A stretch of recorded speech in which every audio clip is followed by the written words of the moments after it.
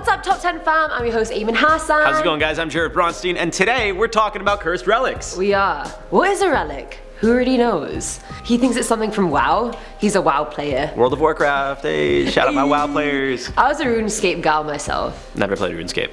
Well, that's why you suck. Well, either way, guys, and before we get into it, make sure to check out our channel. We've been shouting it out every time we do a collab. Yeah, what's up, guys? Top 10 Central, click right over here. We got a link right down below in the description. It's a fun channel. I know you guys like some scary stuff, but when you guys get too scared and you can't sleep at night, you want to have a good laugh, check out Top 10 Central. You'll laugh, you'll have a little hoot, you'll ha ha ha, hearty old laugh time, you know? In case you didn't know what a laugh was, he's just done it for you. It was that. But anyway, guys, let's just get straight into it. These are the top 10 cursed relics from the past.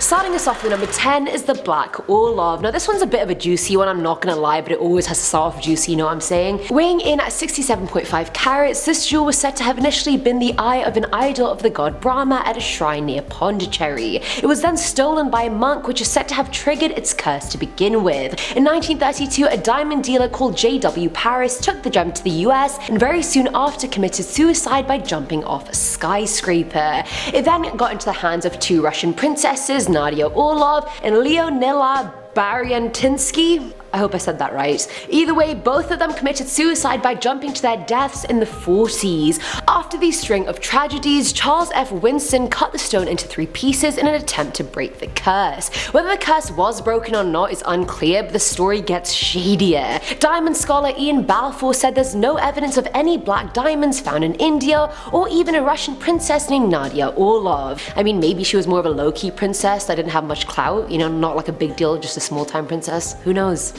Moving on to number 9, Belcourt Castle Chairs. Located in Newport, Rhode Island, the entire Belcourt Castle is allegedly cursed or possibly haunted. Previous owners of the building have said they sensed spirits while living there, and even recalled to waking up in the middle of the night to see a ghost of a cloaked man standing over them before walking through the wall. So what's the deal with the chairs? Well, the property has been used for tours in the past, and a handful of visitors have described a paranormal type feeling when they sat in the chairs of the ballroom. More specifically, reports from people include feeling chills up and down their spines when standing remotely close to the chairs. Others have said they felt a presence of sorts moving across their hands, and the most unfortunate visitors have allegedly been thrown from the chairs by an unseen force. Use the force, Luke. At number 8 we have Napoleon's Chair of Death. That doesn't sound ominous at all, does it? Now the Belroy Mansion is a 32-room estate located in Philadelphia and is apparently the most haunted home in America. Despite being haunted by several spirits and ghosts, the focus of this point is the 200-year-old blue chair that's located in the infamous Blue Room of the mansion. Apparently it was made by an evil warlock sometime in the 18th or 19th century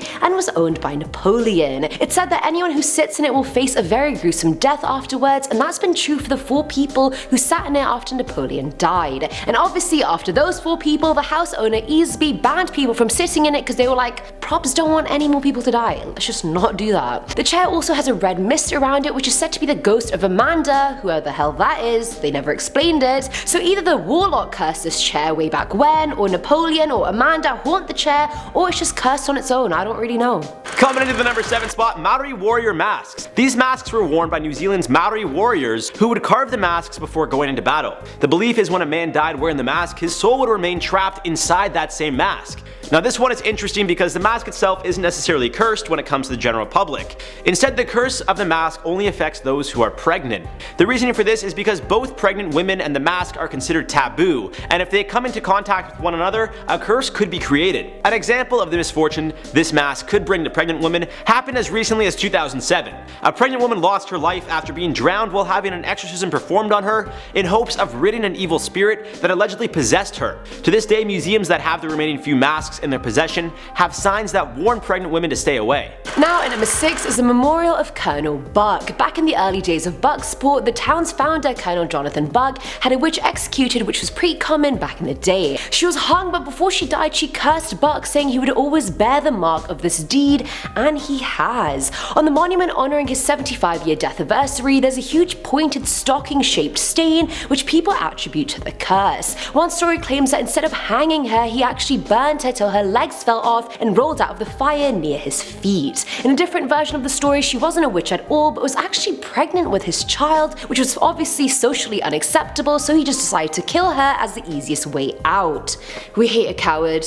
Use protection. In the last version, the kid was already born and ran away with his mum's burnt legs, never to be seen again. Now, I don't think any of these versions are better than the other, they're all pretty gruesome, but they all point to a leg/foot, which is kind of what the stain looks like. It's either a pointed foot or a pointed stocking. Either way, he's a bit of a coward, isn't he? Halfway through the list, at number 5, we got the DYBBUK box. Now, the story behind the DYBBUK box is quite a convoluted one. It seems there are many different accounts and stories surrounding the allegedly cursed vintage wine box. However, it seems to have started with its owner, a Holocaust survivor named Havala, who bought the wooden box from Spain before immigrating to the United States. In 2001, an antiques owner named Kevin Manis bought the old wooden box from an estate sale, but upon hearing it was a family heirloom, Manis offered to return the box to the family, who insisted he kept it, but warned him not to open it because it was cursed. Of course, Manis opened the box and found a handful of items inside, including a couple pennies, a statue, among other trinkets. Upon its opening, Manis described a string of misfortunate events happening, from horrifying nightmares to letting off smells of cat urine, as well as a loss of hair and candles burning out randomly. There's clearly something haunting here. What's even scarier is the same day Manis gave his mother the box as a birthday present, she had a stroke. Other owners of the box claim to have developed strange health problems randomly, including being covered in hives, coughing up blood, and who knows what else. Coming in at number 4 now is the Terracotta Army. So back in 1974, whilst doing an archaeological dig at Yang Village in China, a group of 7 workers discovered a 2,200-year-old terracotta army. Whilst the tourist attraction has brought millions of tourists to that part of China, for the workers themselves it's been more of a curse, not a blessing. Soon after the discovery, the government took possession of the workers' farmland and their homes were demolished and transformed into gift shops and exhibition halls. Wang Puzhi, one of the original diggers, became racked with disease and had no money to pay for his medicine, so he committed suicide. The 2 youngest members of the dig also died very early on in their lives, and the 4 remaining men earn about £2 a day sitting in one gift shop or another. So this cursed relic was great for literally everyone except the 7 people who actually found them, because it literally ruined their lives and wiped out their livelihoods. At number 3, Anguished Man painting. The story behind this painting is that the man who painted it must have been in some serious pain. I say this because it's rumored he completed the painting using a mix of oils and his own blood. After completing his painting, the man allegedly committed suicide for reasons unknown. The painting is currently owned by Sean Robinson, who's claimed to have been dealing with some paranormal or haunting experiences since it's been in his possession. Examples of these experiences include Sean hearing crying noises, the painting moving by itself, and even some of his loved ones like his son and father having fallen down the stairs at their respective homes. Thankfully, no one was injured too badly from the fall, but Sean is certain the painting his grandmother gave him over 25 years ago is cursed. After all, when she gave it to him, she did mention it was evil and that she heard cries and weird noises while it was sitting in her attic.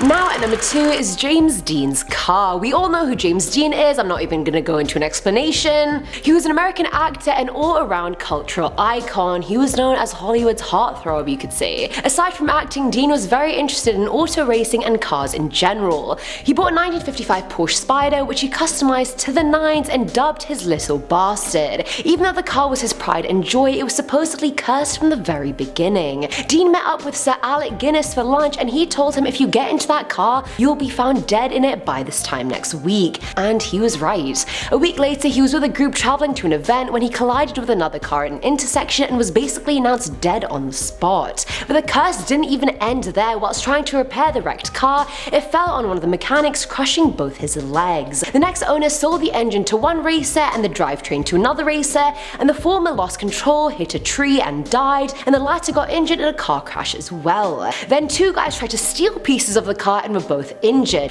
It was then donated to an exhibit, where the exhibit then caught fire and the car fell on a student, breaking his hip. Then, yes, it's not even over, then when the car was being transported to its next location, it crushed and killed the driver who was transporting it. Like, how many people has this car killed? Can it be a serial killer car? Serial car killer.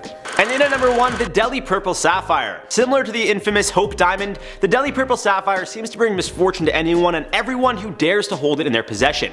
So what's the deal with this one?